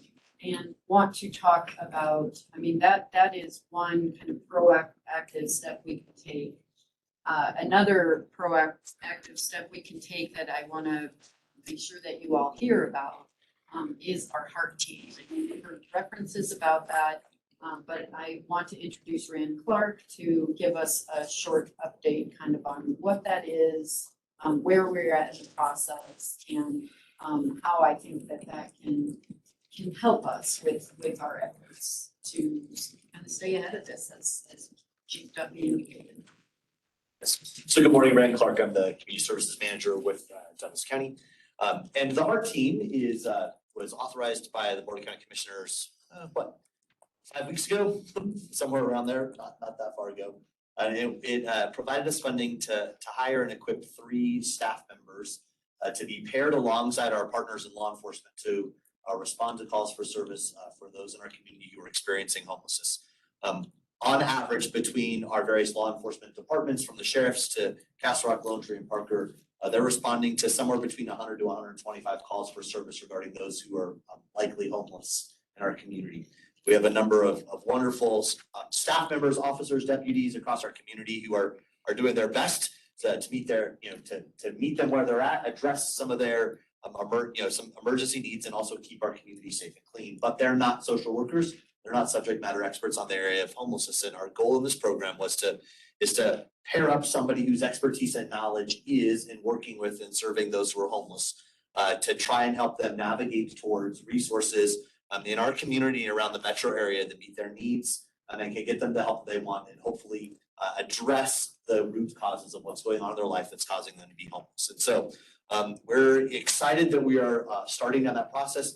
Very appreciative of our law enforcement partners. 3 of them are in the room. I believe Commander Dagenhart, I saw him from Parker PD, is online and joining us virtually. And so all of our law enforcement partners are deeply integrated with this. Our goal and our plan is for those officers and the HART team to respond together to address those needs, ensure that people are safe, ensure that the law is being followed, and then to connect people to resources to the HART team. And so HART is Homeless Engagement Assistance and Resource Team. We have conducted interviews, and we are trying to identify who our final candidates will be, make those offers hopefully soon. And we plan to have that team on board sometime in the coming month-ish, somewhere in that neighborhood, and have them trained and up and running sometime later this summer. So really excited about that opportunity, really thankful for our law enforcement partners and the partnership we have there to respond to those in our community, ensure their safety, and ensure that they are connected to the resources that they need to help address their circumstances around being homeless. So. Thank you. And some other updates that we want to give you all, as in addition to providing support and funding for the HART team and the reintegration team, the county commissioners asked us to engage in a process to identify a way to have signs in our community that help us communicate to our public that that giving to a panhandler is not the most effective way to provide assistance to them.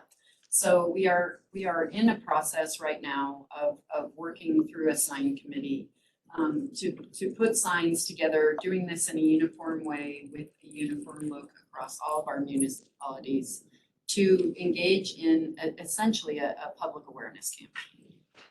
The signs will really just be one component of that, but the signs will essentially, we're working through this still, but the idea is to have them put up in each of our municipalities to have a way to redirect our residents' generosity, honestly. I mean, we have very compassionate, very generous residents. And I think when they see a panhandler, they are thinking about somebody who is struggling in one way, shape, or form. And providing them money, at that point is not necessarily what's going to change their circumstance. So we do want to encourage that generosity, absolutely. but do it in a way that is productive and does provide those services. So the goal for that is to have a community fund set up actually through our Douglas County Community Foundation that will accept contributions and direct people's generosity through, we're still working through what this looks like, either a QR code or a website that will be, directing people to, so that they can instead donate. The community foundation will collect those donations and distribute it to our local partners who are providing the direct homeless resources like and all of our other agencies, Manor Resources. I don't want to forget anybody, but we certainly want to support those agencies and those efforts. So that is also a process that's underway. And we have had 2-3 meetings with the sign committee at this point.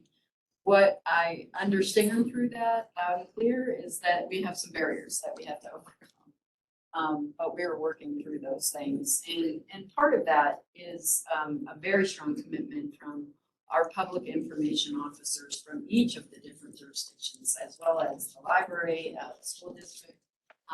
We have all of our public information officers engaged with us to talk through what could be a good way, a good public communications campaign that helps us communicate to the public, educate, and get to some of those issues that you're talking about.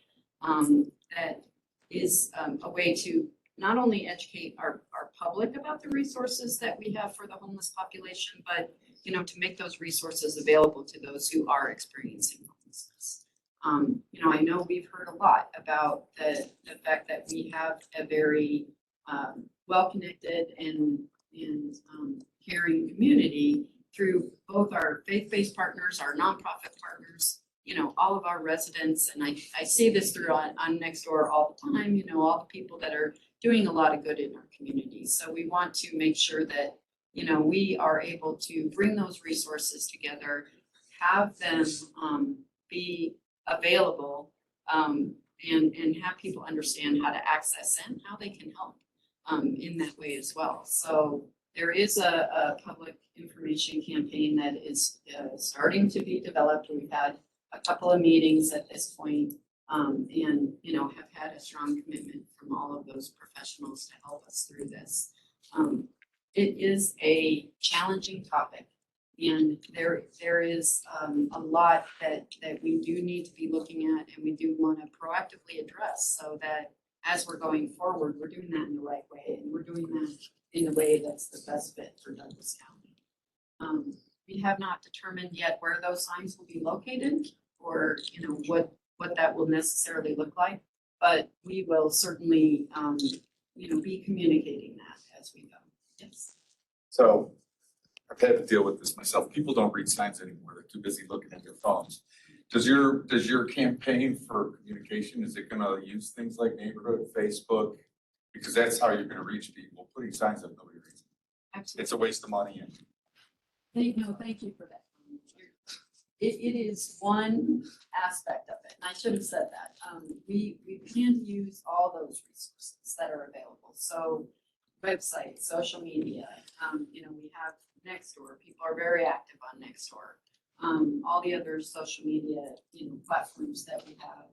And that's part of the reason why I'm so thankful to have as many different public information professionals as we have, because then we can utilize all those resources, across the different jurisdictions that are participating in that. So multiple ways. But we've definitely seen an increase in campaign. I personally live in Highland Ranch, C470 in Broadway, C470 on King Supers on Wildcat and Highland Ranch Parkway. There's a famous couple of those that rotate all the way through the different supermarket parking lots, not in the street, but on the private property. They're not homeless. That I know. A part of my role here is I also oversee child protection and adult protection. So I've had to make welfare checks on people to make sure that the kids that they bring with them are safe. we want to discourage, there's a reason why they keep coming back. They keep coming back because they're getting money in order to pay their bills. Remember what Mr. Briggs said, that comment he said about giving money? Do you remember it? I don't. Oh, Go ahead. I mean, and I do mean to interrupt you because Okay. this is a perfect time. He said, if you feel guilty or you don't, and you're not sure and you don't want to, don't give them the money. Give it to churches, give it to those programs, those other places that have it. That's all. One other word, the panhandlers will read the signs, and they'll go somewhere else. And That's true. we have seen this, Colorado Springs does this, and it's worked like a charm. Cause we go talk to these panhandlers all the time, and like Dan says, the majority of them are not homeless. This is like their job. And they come to Douglas County, they tell us, hey, we come to Douglas County, I can go do this in Denver, I can go do this up in Littleton, I can go do this in Aurora. I might pay $5. I roll into Douglas County, these people are handing me 10s and 20s, right? So it's a hot spot. So that's what we've identified as hot spots. We put those signs up, right? It'll deter them. When the money starts drying up, they'll move on. And that's the goal. And people, and I agree with you that people don't read signs, but I think when you think about it, you come down that intersection, you're sitting there, you're waiting for that light to turn, and here comes the panhandlers walking up and down the sidewalk. There's that sign right above him, right? Saying, don't do this. I wasn't looking at it from that aspect. That's our Arizona, several cities in Arizona have done this. It's really, really shown up. In Hawaii, they can't ticket panhandlers, but they ticket people for giving money to the panhandlers. Exactly. And in Colorado, it's not illegal to panhandle as long as they don't step off the sidewalk. Right. And most of them know the rules, so that's why they just walk up and down. But in like Oahu, they actually ticket people who give money to the panhandlers. They can't ticket the panhandlers, but they can ticket the people who give them some money. But I do want to be really clear that law enforcement does call the Department of Human Services when they have families, and we work together to make sure that the kids are safe, that the kids have housing and shelter and all the things that we want to make sure that they are. But like I said, I routinely asked about the two famous families that rotate through Highlands Ranch, and there's also a lady that always tries to find rides at the bottom of the street here. You have to be careful that your doors are not unlocked when you do. Yes. But those are all people that we're trying to reach out to. But we're trying to separate the panhandling from the homelessness, and if you are both, then how can we help? It's funny, like my bird feeders at my house, when I fill them up, I get lots of birds. When they're empty, none of the birds come. Again, there is a reason why people are coming down here to panhandle. We are receiving money. Just add one comment, just based on the comment of possibly adding a QR code. I know that there has been a lot of crime with people putting a QR sticker over the QR code. So if we are looking at doing that, I would discourage that, and maybe a text may be better. That's good feedback. Yeah.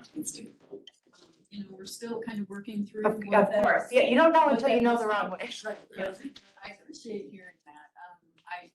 Kind of my hope, because we are trying to communicate, honestly, a couple different things. When we're doing this on a sign, and it's difficult to do it on a sign, and we're not sure that people are gonna be reading it, so we will be doing this through all of our different kind of resources that we have available. It won't just be the signs. But a couple things that we're trying to communicate is, how do you do that, right? But not only that, if you see somebody that you feel they need some assistance, we want to give our residents a way that they can connect to the HEART team and make that connection. So it seems like, honestly, the direction we're going right now is probably towards some sort of catchy URL that will have both maybe the QR code available there to connect to the community fund, or the information on how to connect to the community fund, in addition to how to connect to that HEART team that's being put together, and also, information about the resources that are available. And yes, Commissioner. Well, I'm just wondering if I could maybe add a couple of just informational comments to the extent it's helpful, because I think the comments in the room were really good. Yes, I mean, the communications piece is on 20 different platforms, social media, next door, it would be in the print media. CCM. And so educating and informing the public around this message is really critical. But the message is simple. It's don't hand money out of your window. Call the Heart Team and then donate. And so those are kind of the three big messages. They'll be everywhere, but the signage is just that additional component. The image I think we all have in our mind that we want to avoid is, what happens when an individual comes to Douglas County and, a person in a Mercedes rolls down the window and hands $100 out of the window because they're compassionate and they're conflicted. They want to do the right thing. Does that reduce the amount of panhandling or does it increase it? Obviously, when we're handing money out of a window, that's not safe for the person in the car or the person receiving it, but it's just leading to this, we're getting what we incentivize. And so why panhandle in Denver when you can come to Lone Tree and get $100 out of a Mercedes? And I don't mean to be simplistic there, but that I think Chief Duffy's accurate. That's what we're seeing. So we're trying to educate and inform citizens. Don't do that. Give to the trusted source, give to the Red Cross of the county, the community foundation. So, and hopefully that would diminish the number of people that are asking for resources in an unsafe way in traffic. And again, I know the panhandling is different than housing crisis and people experiencing homelessness, but as Dan said, they're often interrelated. Absolutely. So if there aren't any more questions or comments on that topic, I do want to take just a moment. And we will circle back to public comments, just to make sure that we've heard from everybody. But I want to take just a moment to walk you all and those on our executive committee and work group meeting, work groups, through the information that is available on Douglas County's website, through the homeless initiative. There is information on each of the 4 C's that you may have heard about. And that really has to do with the compassion piece, code enforcement, our community services that are available, and communication. So again, I do want to reiterate, we're at the early phase of this initiative and we're still working through what these things look like. But under the compassion piece, I believe we're strong. I think that is where the connection to the heart, yes, that's where the connection to the heart team is at this point. Right now you see a picture of our CRT team. This is a team that is focused on mental health. The heart team is going to look similar to that, and then it will be, partnered with law enforcement, and, that interaction together. But as Rand said, the heart team will have things like case management approach as well, that they'll be responsible for and navigating people towards the resources that we have. And quite frankly, we're still working on building those resources. And we're working that out, but we also have regional resources that we can direct people to as well. And we need to take advantage of that wherever we can. So we have passion, we have code enforcement, and that is kind of what you heard about at the beginning of the meeting. It continues to evolve. Each jurisdiction has some enforcement in place that they're able to, that they have in place, but because of the constitutionality of whether or not they can enforce that, in a lot of those cases, we need that shelter component or accessible beds available to be able to constitutionally enforce that. So that's kind of where that piece comes into play. In addition, we have community services, and that again will be another one that we'll continue to build as we create collaborative partnerships with our partners in a way that, for example, was done with the Winter Shelter Network. That was an example of one that where we had those partners come in and say, we're able to do this, and we're able to, with the help of, with the leadership and guidance from Aaron White, to really be able to pull that together and in partnership with Manor Resources, be able to make that a resource that's available during our winter months. So more to come on that. As Dan mentioned, we also have the goals facility that we're working on putting in place. It is really just one component of that, and all of this is really just one component. We have to bring all these different kind of continuums of service together to be able to really provide the support that's going to be necessary. But you know, there are some efforts underway currently. Goals program would be able to house, you know, women and children. Well, I guess families. Sorry, who are experiencing homelessness or in a situation where they need some sort of, you know, stable housing to help them be successful and access to supportive services that'll be provided to them as well. So under the fourth C is communication, and that's you know, a large part of what we've been talking about. There will be that public awareness campaign that we're working on developing now. And we'll also have, you know, that sign component to address the panhandle. So I wanted to make sure that everybody is aware that this information is on there. We also have information about how to access our meetings and the people, again, that are participating in this homeless initiative who've been invited to participate as either part of an executive committee and a work group committee. You know, we have really done our best to reach out as much as possible, but there is always room for additional participation. We welcome that participation and encourage people to get involved in this effort and to work with us on this. So do please reach out to us. I think our information is included on here and is, you know, we definitely encourage you to reach out, as well as our meeting information. So this group meets monthly.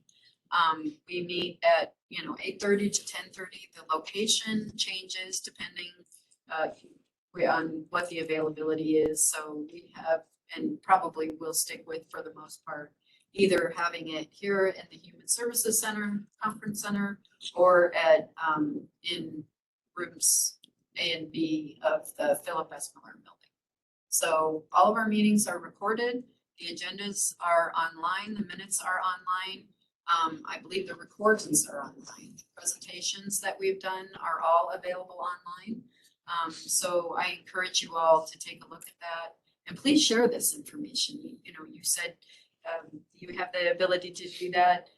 We're kind of ramping up our ability to do that. We want to really do that in a cohesive way and do that in a way that we are able to work with all the municipalities and utilize those resources kind of across the board to be able to do Well, that. just real quick, before we do, because we're gonna open up. I do want to be 100% transparent, because I did hear someone say they talked to Commissioner Teal yesterday. We are looking at properties around the county. We did have to look at what the specific land requirements would be if we were to purchase pallets.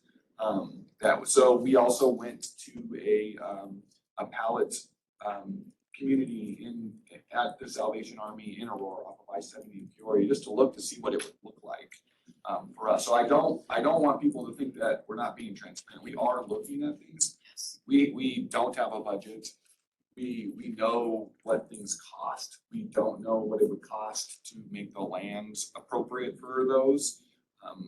We don't know all the parameters around where we would do it or wouldn't do it. There has not been a specific site that has been targeted, and we've looked at potential land sites all across the county. In the industrial park off of Santa Fe, in Highlands Ranch, we've looked in Parker, we've looked all over. But we don't have a site that has been identified. But I don't want people to think that we're not telling you all what we're doing. We are doing those things. We will have to present all of those things formally to the Board of County Commissioners in order for that to move forward. So with that, that would be all of your specific questions about costs and case management. How would that be paid for in the long term? We're so early in this that we don't have all of those things done, because we're trying to understand how many we would do, if at all, and where it would be, and the cost of those things. And as you can imagine, there are not a lot of prime places to have a resource center situated. But we are trying to look more in industrial areas across. Jen. So I know we've referenced the website. I will post the link to the homeless initiative landing page on the chat. If you are interested in navigating it, simply go to we reference, I want to make sure you know how to get there. So douglas.co.us right here in the search bar, just hit the green, it'll bring up the search. If you type in homeless, it will bring up a page that will take you to the homeless initiative and you can access that page. So just want to make sure that everybody is aware of how to get there, and so that you can find that page. My internet's being super slow, because I'm also streaming, but I just want to make sure you know how. Go to douglas.co.us, search homeless. It will bring up homeless initiative as an option. Click on that, it'll take you right to our landing page. So just want to make sure people know how to get to this information. Okay, yes, thank you. So just one more quick search. I don't know, we do not have anyone else signed up for public comment. And I know that we had one person online, but we are not getting a response on that. So is there any other public comment that anyone wants to make as we? Yes. And then we'll go here. I'm sorry, I was looking at you. Yes. The question I had was how difficult is to the sheriff? How difficult would be to this the eighth judicial ruling on this code that we're trying to enforce, right? How has this been approached by the sheriff's office as far as not overturning it, but basically introducing something to counteract that? So it's the Ninth Circuit Court, okay? So there is no overturning the Ninth Circuit Court, from a local level. We have to follow the rules that are in place right now. What we know is Denver, for example, the city of Denver Police Department, they have 7 federal lawsuits they're facing right now because of their enforcement and aggressive enforcement to where they were, you've seen it all over the news where they come in and do these sweeps. But because they didn't have anything in place, they have 7 lawsuits they're facing, now Boulder's facing their lawsuits. Aurora passed an encampment ban, but they can't enforce it yet because they don't have enough shelters for them, so that's kind of on hold. So it's really taking the steps to where, we will enforce the laws or ordinances that are put before us, but right now, the county is taking the position of, okay, we're not gonna put a code out there or an ordinance out there or a law out there that can't be enforced, right? Panhandling was the same way. We actually had a no panhandling ordinance within Douglas County. And back in 2000, I believe it was 2016, we stopped enforcing it because it was ruled to be unconstitutional. That panhandling is a free and expressive thing that a person can do as long as they don't violate traffic codes or that kind of stuff. So we stopped enforcing it. So that ordinance is still on the books, it's just not enforced. So as far as what the sheriff's office can do to overturn something coming from the Ninth Circuit, that's not something a law enforcement agency can do. That would, and quite frankly, I'm not a legislator, but it's not anything a legislator can do. A higher court would have to A higher overturn court. federal. So it is the higher court that needs to address this in order for us to be able to counteract or be At a able to. federal level. These are all federal. It'd be Supreme This is all Court. federal. It would be the Supreme Court. Supreme Court. Thank you so much. I just have 2 points I want to say, and then I promise I'll shut up for the rest of the meeting. Well, I appreciate it. I guess, In my opinion, in my 45 years, I've kind of come to the fact that I believe that the larger a government program becomes, the less it's able to apply to the individuals. And so my concern is that when right now, the scope of our problem is not that large.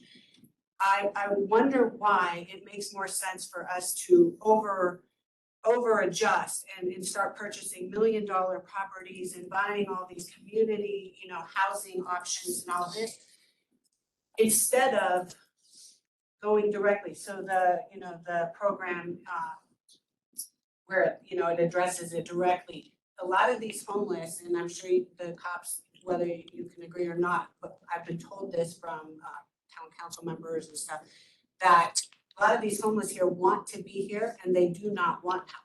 They don't want to move. And so it doesn't make sense to me to force them out. That's not compassionate. Take them to a camp that they don't want to be in, nor will they utilize what is being offered, which that cycle costs money. Then they end up ultimately leaving that camp and then taking up residence. It's just this cycle. So my question is, if we've got all this money that we want to throw at this problem, but we haven't really established how much money we have or what the problem costs, why wouldn't we directly go to these individuals? Because the scale's not that large right now. How can we help you? You don't want help. You don't want to live in a camp. What can we do to get you to that next step? To me, that seems more compassionate, and it's not this large scale overhead program that has no end in date, no way to fund it indefinitely. And I don't believe it's really gonna affect or help the individuals. You know, when you look at COVID hit and we built these massive satellite hotels in Denver, you know, convention centers that never saw a person in the bed.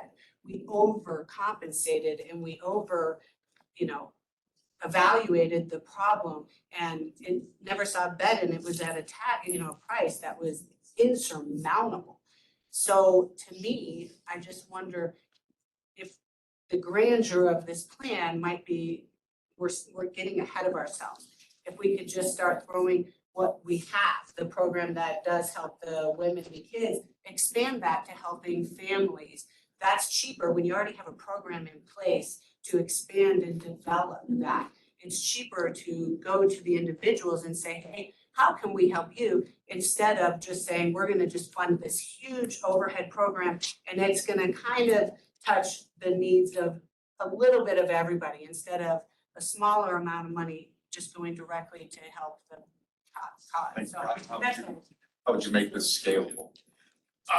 Julie raised a good point. This is one of the things that we've learned in the law enforcement circles. When we go talk, you know, one of the things that's frustrating for me is a lot of times, you know, when we use the word homeless, people automatically assume that, okay, well, let's find them transitional housing and that'll solve the homeless problem. We talk to them, that's the people that we're dealing with, that's the last thing they're looking for, right? Because we can tell them, hey, we can take you to a shelter. They're like, nope, don't want to do that. We can do this, we can do that. So we've been more going to, what can we do for you? What do you need? A lot of times it's like hungry, want some water, and the officers are like, all right, let's go get you a burger and get you some water. But you can't hang out at this business anymore because the business owner has asked you to leave, right?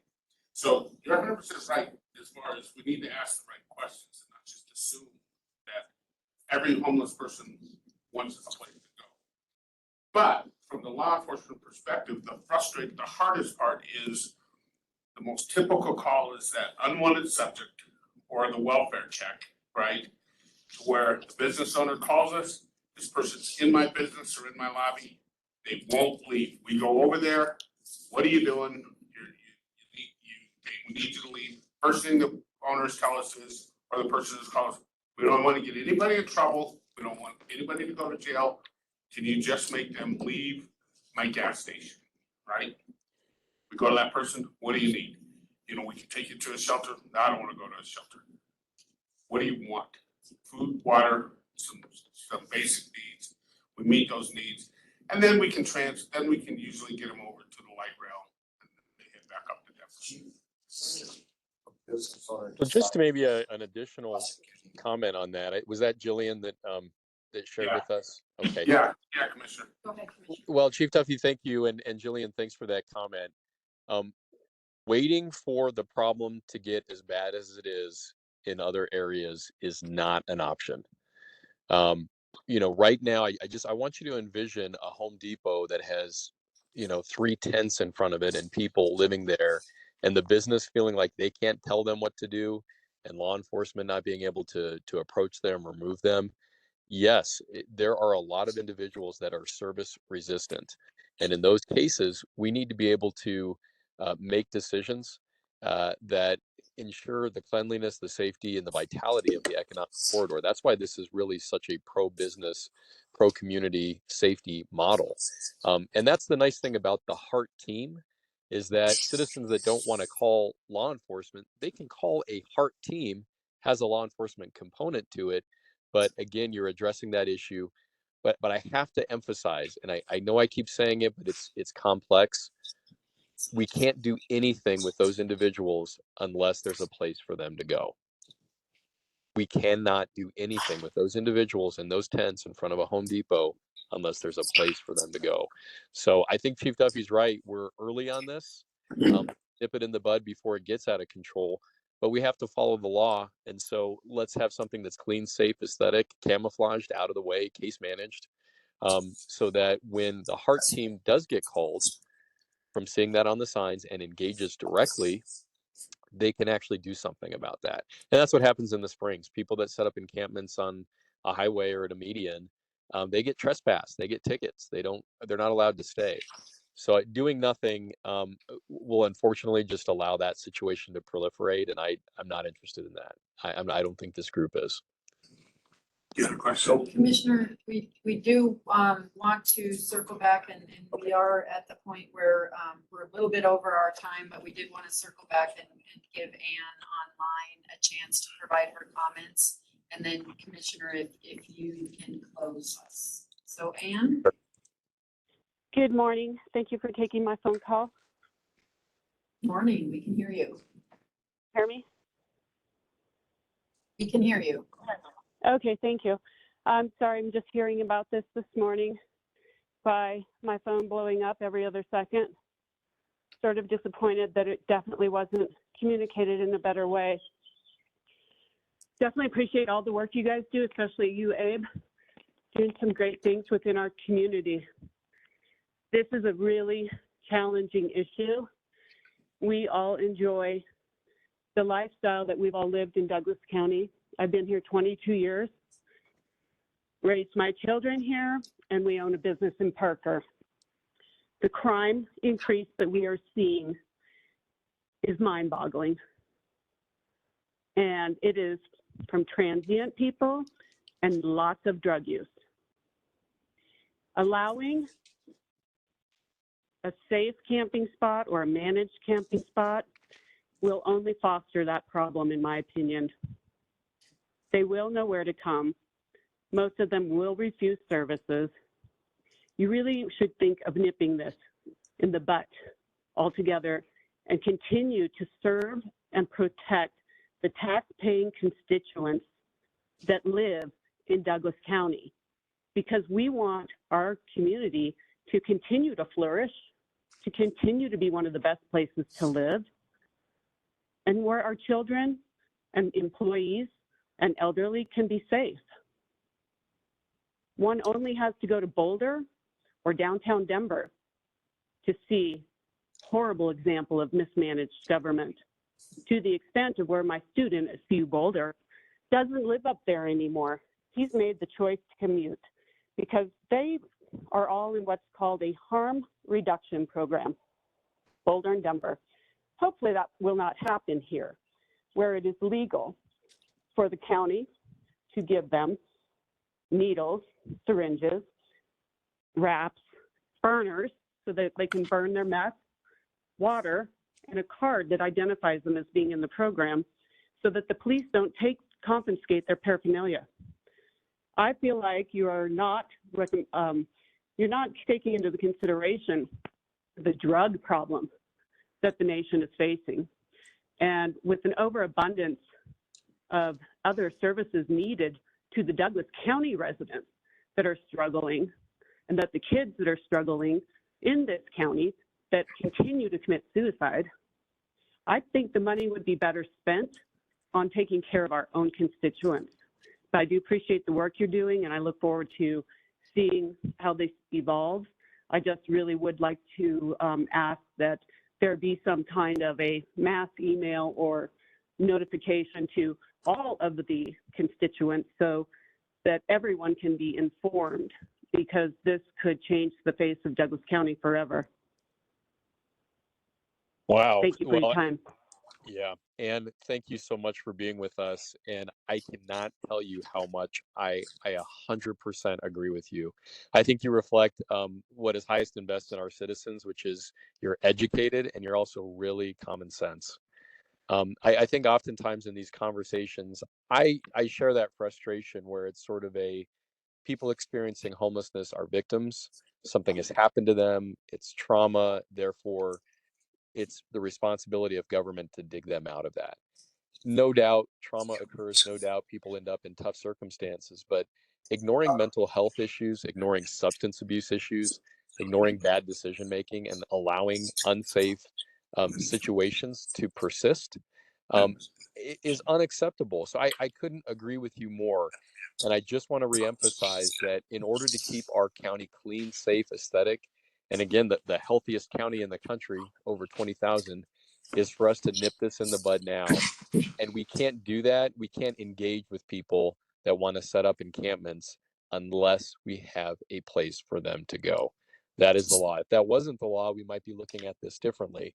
But we have to be able to set up something so that our heart team, our code enforcement can actually be enforced, so that can be effectuated. So the answer is, I think we are 100% in alignment with you in terms of keeping Douglas County the great place it is. And thank you for all you've contributed for so many years. I think that's part of what we're trying to do with ARPA funds. I mean, we have a very robust mental health initiative, suicide prevention.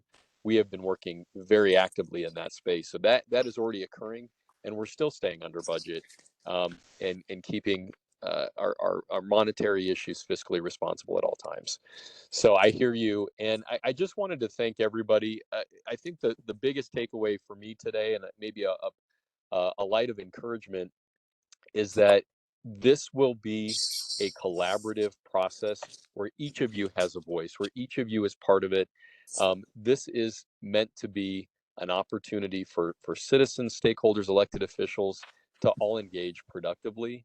Let's work on the best solution, but we can't let perfect be the enemy of the good. Let's start with something and let's continue to tweak it and refine it and make sure that it reflects the values of our community. That's my commitment to you. I know that's the commitment of this Douglas County Homeless Initiative. And I know we are going to do our level best to continue to advertise and let people know that these meetings are happening, but we'll ramp that up even more so that everyone has a chance to ring in. Let me just add, we do actually have a homeless initiative live town hall at the end of this month. And you are welcome to come in person or attend online. You can ask your questions there. That will be very active. And again, I think that will be our 45th live town hall. So we are committed to that transparency. But everyone, thank you again for your time. Please text me, call me if you have specific questions for me or for our staff. But let's continue to partner and dialogue with one another. Thank you so much for your time. Thank you, Commissioner. Thank you, everyone. And do please look for more information to come from us. We appreciate it.